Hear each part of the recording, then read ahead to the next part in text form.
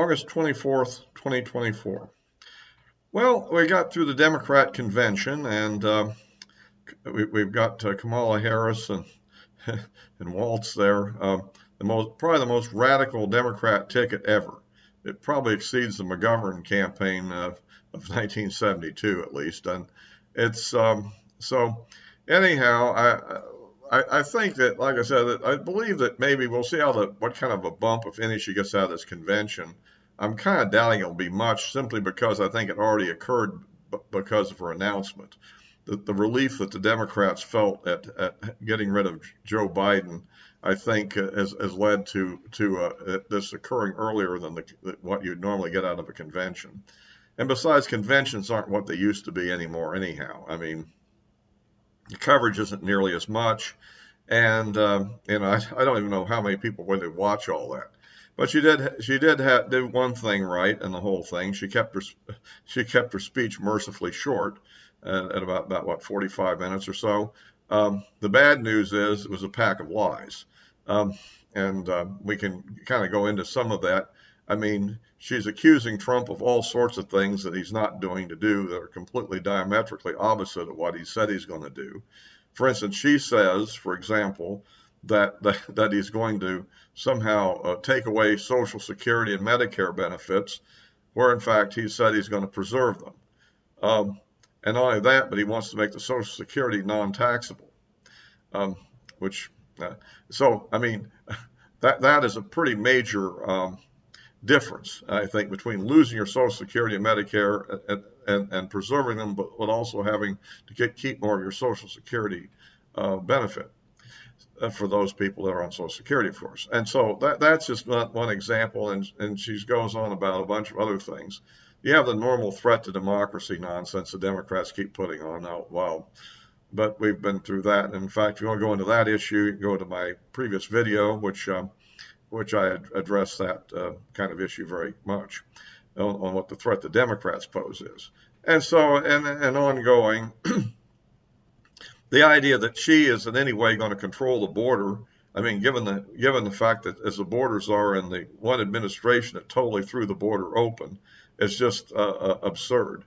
So I think at the moment, and it continues with this situation. I think the credibility of this is going to decline over time. I'm wondering how the debate will go on September the 10th, and we'll see how that plays out. If Trump is well prepared and takes the debate seriously, I think he can score some major points and deflate a lot of her lofty poll numbers at the moment, such as they are.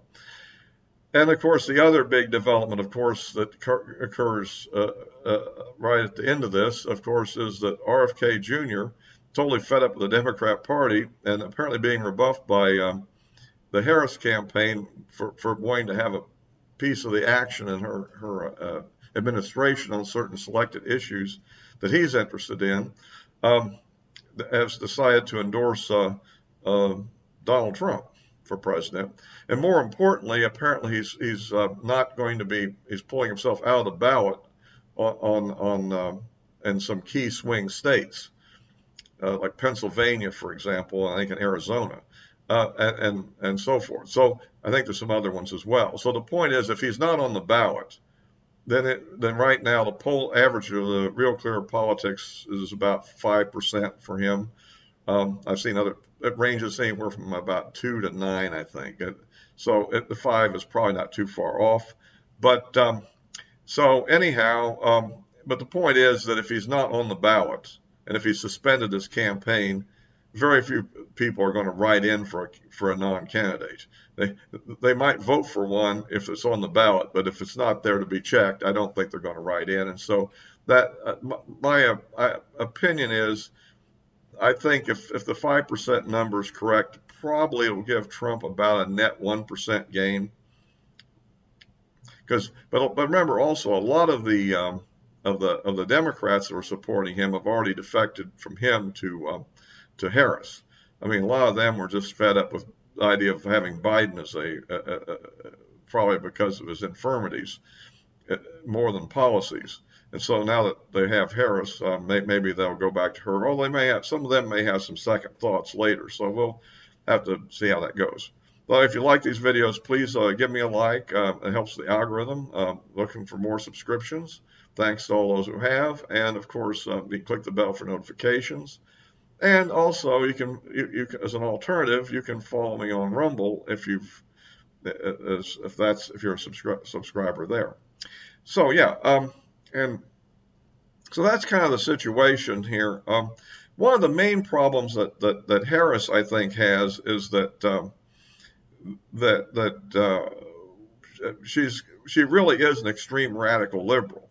And for the time being, by not doing an interview and playing it low key and having advisors saying things to the press anonymously, which you shouldn't take any of that seriously. At a minimum, at a baseline, you can assume that she's every bit as radical as the Biden administration's been, which has been pretty radical. And I think she's going to exceed that by a significant amount. One of the things that's come out here lately is this proposal for a wealth tax, which is a major, I guess you could say this is a major move of a neo-Marxist viewpoint, because I think it has the potential of actually crashing the stock market. And, I mean, Trump has made comments like that, which may sound a little bit on the excessive side, but let's consider what she's talking about. A large number of companies are owned by their founders, and they have the stock when it was initially issued, and they've sold off a few shares from time to time in order to buy their mansion or whatever it is they have, But of course, a lot of them just probably live off of dividends too because of that. But the point is they have this stock and they haven't sold it. And the basic rules of capital gains is you're taxed on capital gains when you sell the stock. And it's the difference between what you paid for it and what you sold it for. And then a percentage is applied to that based also sometimes your income level. And there's preferential treatment for capital gains also.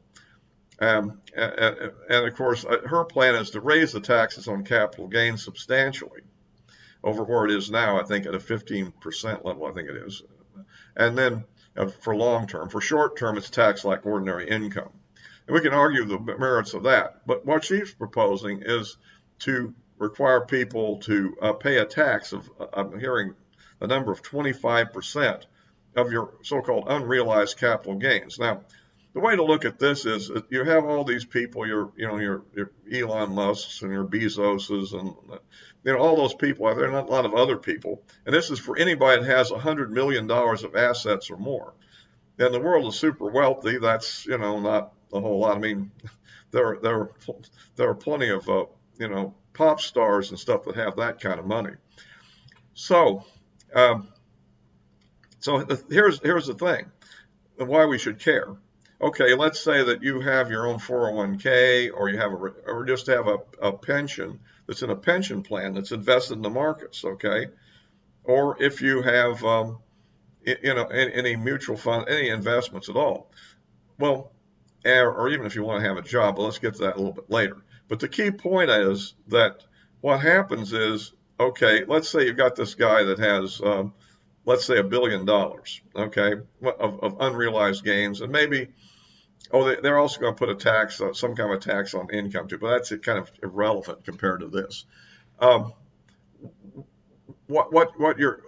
the point is, they don't actually have the money, okay? They have the stock, okay?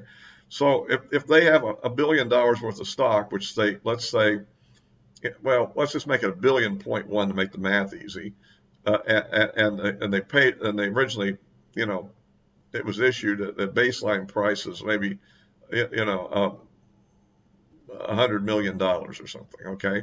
So they got $1 billion of net profit. Well, what this is going to require is that they pay 25% of that $1 billion in taxes. Okay, but where are they going to get the money from? They don't have $250 million in cash sitting around. So what are they going to have to do? Well, I guess they could theoretically borrow, but that doesn't make any sense. They're going to have to sell stock. And when they sell the stock, they're going to have to pay capital gains taxes at her new higher rate on the stock that they're selling to pay the wealth tax.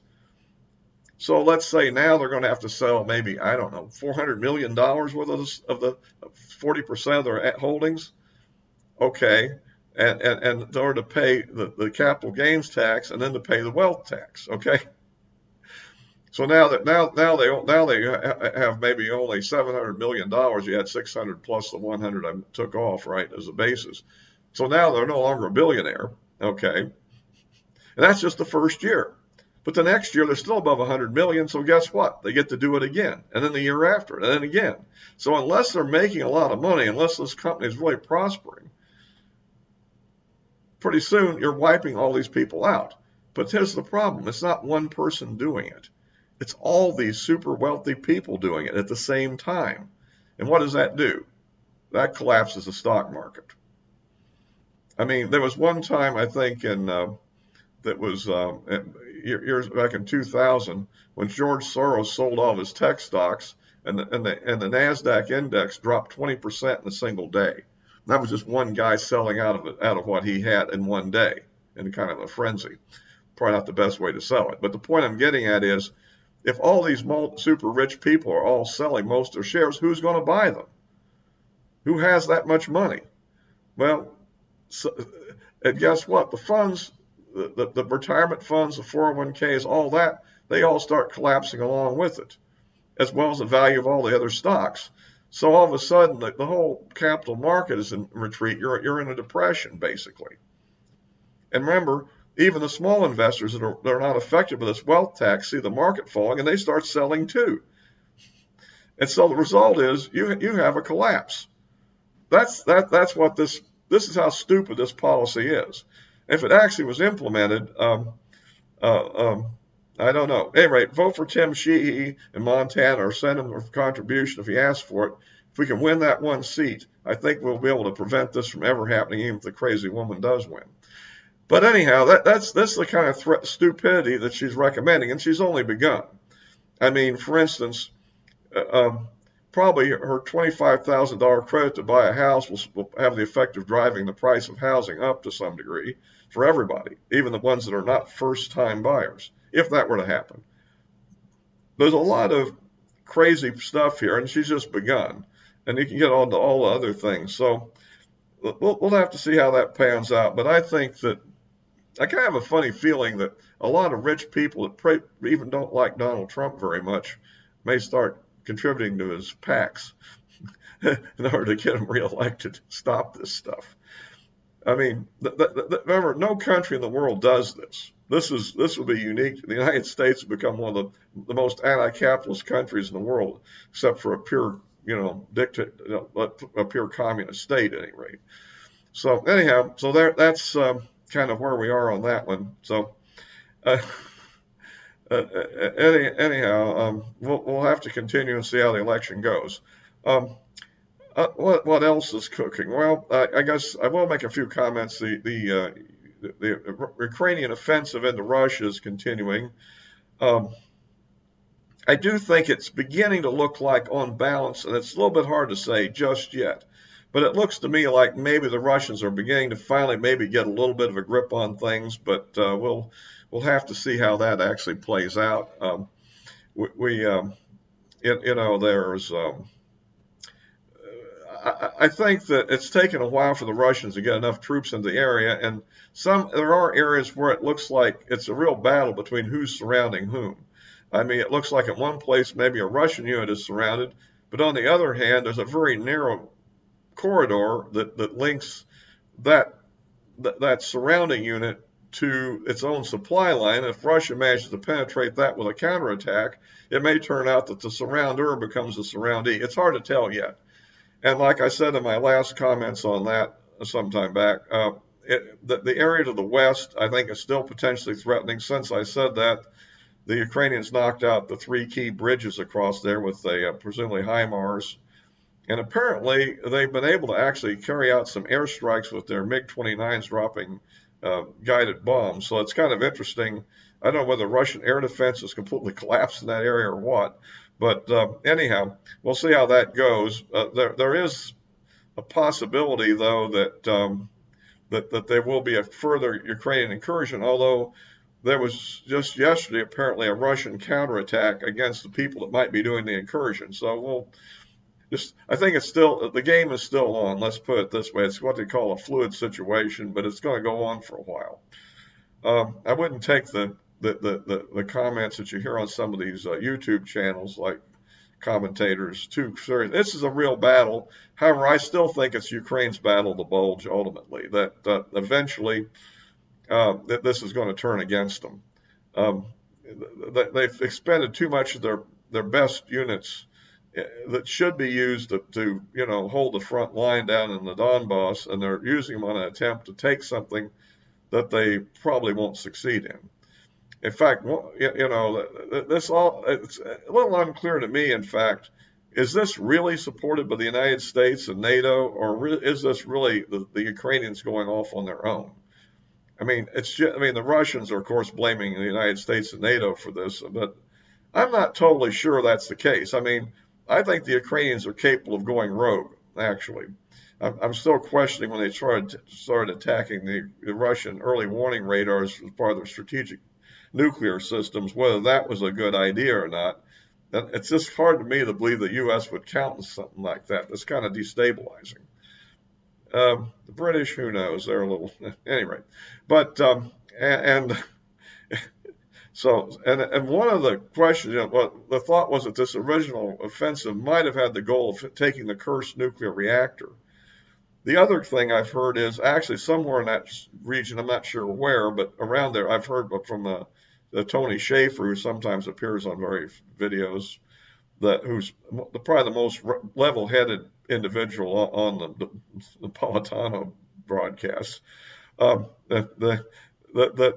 they might have had a nuclear weapons storage facility in that area too, and that might have been one of their targets, was to seize the nuclear weapons. And I kind of want, I don't know. We'll have to see how this pans out. I guess when the history is written, maybe we'll find out whether this was a rogue, crazy Ukrainian action, or whether this really was something actually planned by the United States. And early on, the United States tended to deny it, and there has been some holdback and restrictions on some of the weapons. But it's always possible at some point Ukraine will just go rogue and not even listen to us. If they feel they're losing, you never know. So we'll see. Anyway, I'll be wrapping this up for now. The addresses of my social media accounts are in the description below, of course, and I'll be posting this as always on YouTube and Rumble. So until next time.